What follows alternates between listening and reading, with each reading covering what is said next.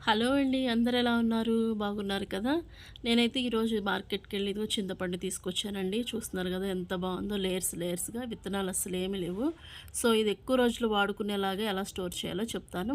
Plastic box ఒకటి తీసుకున్నాను. లోపల వైట్ పేపర్ ఒకటేసేసి, ఈ చింతపండనమాట కొంచెం కొంచెంగా విడదీసి, ఎండుమిర్చి తీసుకొని అవి 2 ముక్కలుగా చేసి లోపల విత్తనాలు ఉన్నాయి కదండీ! అవి వాటి మీద చల్లేసాను.